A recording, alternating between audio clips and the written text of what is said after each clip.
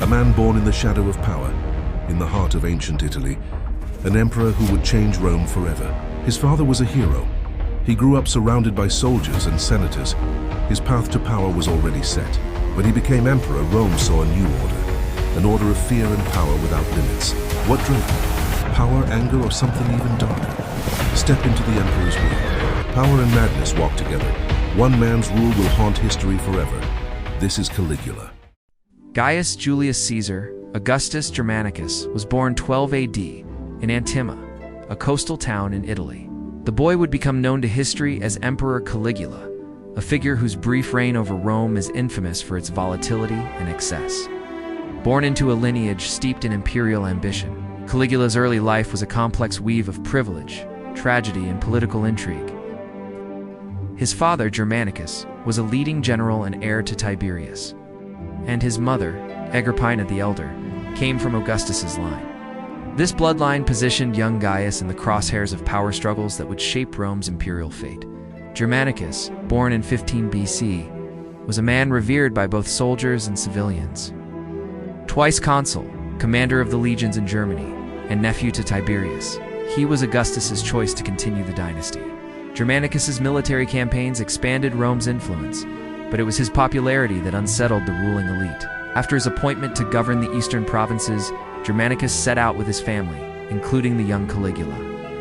They traveled through Asia Minor, Egypt, and Syria in what resembled a triumphal parade. In his younger years, Caligula was already noted for giving public speeches, wrapped in the full weight of imperial grandeur. Fate shifted when Germanicus died suddenly in 19 AD under a cloud of suspicion.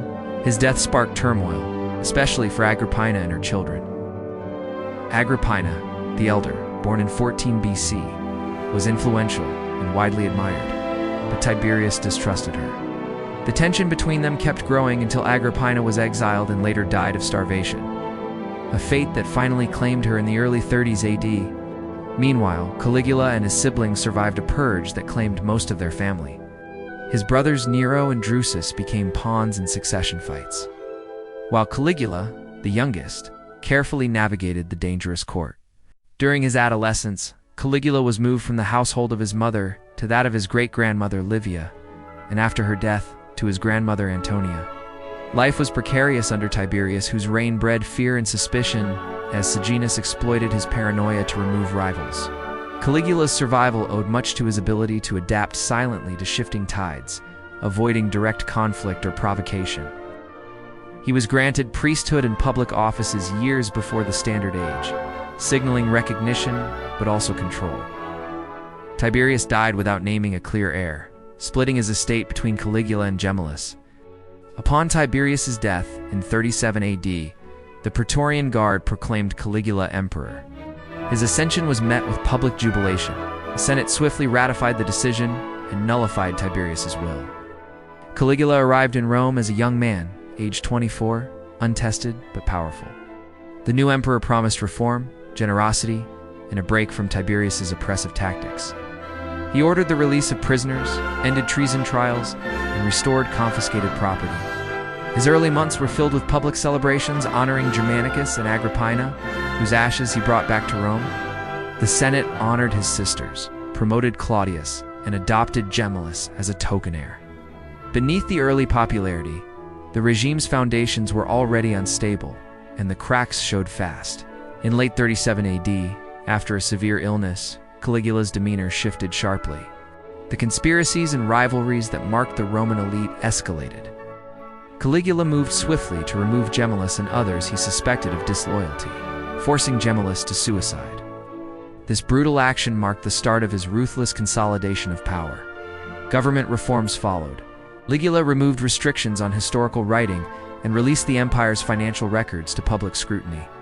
He adjusted the justice system, adding a fifth panel of senatorial judges, lessening his personal caseload but increasing the Senate's accountability. He reformed the equestrian class, admitting provincial elites and permitting them Senate entry.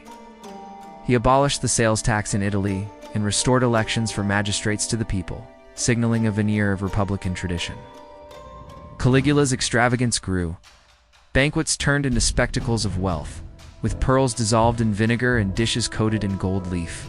He flouted social norms, inviting commoners and entertainers to his inner circle and mixing with actors and gladiators. His sponsorship of games, including naval battles and flooded arenas, endeared him to the masses, but alienated senators. The expansion of Saturnalia from 3 to 5 days transferred festival costs to the Senate, deepening their resentment. Building projects revived Rome's infrastructure.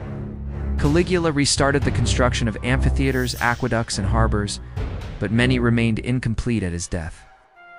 He expanded the palace and built a private chariot stadium on Vatican Hill, pushing personal indulgence over public duty. His sister Drusilla died suddenly in 38 AD, a loss that hit him hard. Caligula's public grief ran deep. He ordered mourning, let his hair and beard grow, and withdrew from appearances. He deified Drusilla, ordering statues, temples, and annual games in her name, rare honors that exposed the depth of his attachment. That same year, he married Lalia Paulina, a woman famed for her immense wealth, but the union was brief, ending in divorce. Caligula's reign was increasingly marked by caprice and paranoia. He handed territories to allies like Herod Agrippa and reshaped Egypt's governorship after the Alexandria riots. His second consulship began in 39 AD, but lasted only 30 days. Conspiracies continued, with treason trials resuming. Modern scholars view the purges as targeted, not mass executions. Caligula's relationship with the Senate deteriorated sharply. He mocked the Senate by gifting his horse Incitus honors, including a symbolic consulship, as a clear insult. He disrupted aristocratic privileges, forcing senators to mix with commoners and stripping families of inherited honors. His behavior increasingly emphasized personal power and humiliation over diplomacy. Meanwhile, political unrest grew. Conspiracies involving his sisters, commanders, and senators were exposed. Caligula responded with swift executions and exile, purging rivals and tightening control over military commands. He restructured provincial armies, punished lax commanders, and rewarded loyal officers like Galba. Military actions on the Rhine were limited, but Rome's frontiers stayed stable while Caligula's symbolic acts grew bolder. One notorious act was the mock triumph at the English Channel, where he and his soldiers reportedly collected seashells as war spoils. Whether a humiliation of his troops or a satirical gesture mocking senatorial ambition remains unclear. Regardless, it underscored his estrangement from traditional Roman values.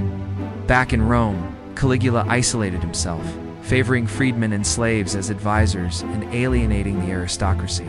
The arrest and execution of Ptolemy of Mauritania, a foreign prince, exemplified his ruthless approach to potential threats. The resulting revolt in Mauritania simmered until Claudius suppressed it years later. Caligula planned to move the imperial capital to Alexandria, showing ambition and distrust of the Senate. His growing paranoia affected even his closest aides and the Praetorian Guard. Cassius, Sharia, mocked by Caligula, became a key conspirator to overthrow him. On January 24, 41 AD, the assassination took place. During a theatrical show, Caligula, with only a few officers and no usual guard, was attacked first by Sharia, then others joined. His wife Caesonia and infant daughter Julia Drusilla were killed shortly after. The conspirators were swiftly eliminated or took their own lives. The Praetorian Guard proclaimed Claudius emperor, ending the chaotic chapter of Caligula's reign. Caligula's long-standing image as a mad tyrant persists, but modern scholarship challenges much of that portrayal. Contemporary sources were often hostile, written by enemies or successors seeking to justify their own regimes. Accusations of incest, extreme debauchery, and financial ruin are now seen as exaggerations or political slander. Fiscal records indicate economic stability, and many reforms benefited the people and military. Caligula's reign began with hope and reform but deteriorated amid conspiracies, fear, and escalating repression.